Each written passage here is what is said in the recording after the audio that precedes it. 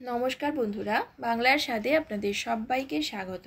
আজ আমি পুরনো দিনের একটি হারিয়ে যাওয়া নিরামিষ রান্না ঝিঙের পুর ভাজা করে দেখাবো। গরম গরম ডাল ভাতের পাতে যে কোনো নিরামিষ দিনে আপনারা এটা বানিয়ে কিন্তু খেতে পারেন। খেতে অসাধারণ লাগে। যারা ঝিঙে খেতে পছন্দ করেন না, এটা খেতে কিন্তু তাদেরও ভালো লাগবে। চলুন তাহলে শুরু করা যাক আজকের ভিডিওটি। ঝিঙের পুর ভাজা বানাবার জন্য আমি এখানে নিয়ে নিয়েছি বেশ কয়েক টুকরো ঝিঙেটাকে এরকম মাঝারি সাইজ করে আমি কেটে নিয়েছি। তারপর খোসাটাকে ছাড়িয়ে নিয়ে সামনে পেছন দিকে একটু করে কাট লাগিয়ে নিয়েছি এতে পুর ভরার জন্য। তারপর ঝিঙেটাকে খুব ভালো করে পরিষ্কার করে ধুয়ে জলটাকে ঝরিয়ে নিয়েছি। এখন এই ঝিঙেটাকে প্রথমে আমার ভাপাতে হবে, তাই একটা কড়াইতে কিছুটা পরিমাণে জল নিয়ে গ্যাসে বসিয়ে দিয়ে এর মধ্যে দিয়ে দিচ্ছি 1 চা চামচ পরিমাণে লবণটাকে জলের সাথে একটু নেড়ে চেড়ে মিশিয়ে দিয়ে এখন সেই পরিষ্কার করে ধুয়ে রাখা ঝিঙেগুলো এর মধ্যে দিয়ে দিচ্ছি। ঢাকনা দিয়ে ঢেকে 2 থেকে 3 মিনিটের জন্য ঝিঙেগুলোকে হালকা করে একটু ভাপিয়ে নেব। তবে যেহেতু এটা নরম সবজি, তাই খেয়াল রাখবেন এটা যেন একেবারে গলে না যায়। ওদিকে ঝিঙেটা ভাপানো হতে থাকুক, আমি এখানে পুরটা রেডি করে নিই। তার জন্য আমি নিয়েছি হাফ মালা নারকোল কোড়া আর নিয়েছি 2 টেবিল চামচ পরিমাণে সাদা সর্ষে। আপনারা চাইলে কালো সর্ষে বা পোস্তও কিন্তু ব্যবহার করতে পারেন। এবার এতে দিচ্ছি 4টে কাঁচা লঙ্কা। ঝালটা নিজেরা যেরকম খাবেন সেই আন্দাজে ব্যবহার করবেন। এবার এই 3টে উপকরণ আমি শিলে একটু শুকনো করে বেটে নেব। মিক্সিতে যেহেতু জল না দিলে বাটতে অসুবিধে হয়, তাই আমি এটা শিলে পিষে নেব। ওদিকে দেখুন আমার কিন্তু 2-3 মিনিটের মধ্যে ঝিঙেটাও বেশ সুন্দর ভাপানো হয়ে গেছে। এর থেকে বেশি এটাকে ভাপাবো না, তাহলে একদম গলে গেলে পুরটা ভরতে অসুবিধে হবে। এবারে গ্যাসটাকে অফ করে দিয়ে অন্য একটা স্ট্রেনারের মধ্যে ঢেলে ঝিঙের জলটাকে সম্পূর্ণ ঝরিয়ে নিয়ে ফিরে আসছি। এদিকে এখন দেখুন সেই যে মশলাটা করে রেখেছিলাম সেটা কিন্তু অল্প জল দিয়ে একদম শুকনো শুকনো করে নিয়েছি। এভাবেই মশলাটা করতে হবে। এখন এতে দিচ্ছি স্বাদ মতো লবণ। খেয়াল রাখবেন ঝিঙেটা ভাপানোর সময়ও কিন্তু লবণ দিয়েছিলাম।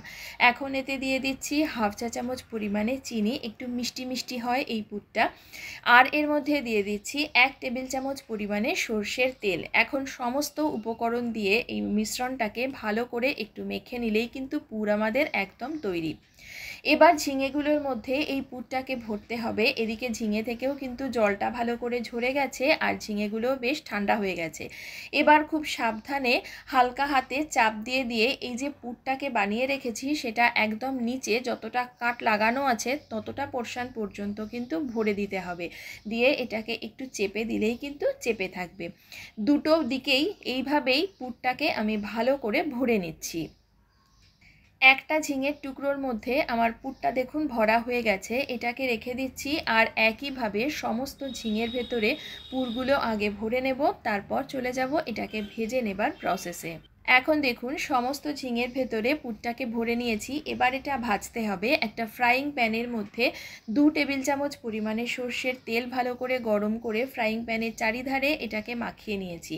এখন আমি গ্যাসের ফ্লেমটাকে একদম লোতে দিয়ে এই যে পুর ভরা ঝিঙেগুলোকে এর মধ্যে সুন্দর করে একটু সাজিয়ে দিচ্ছি।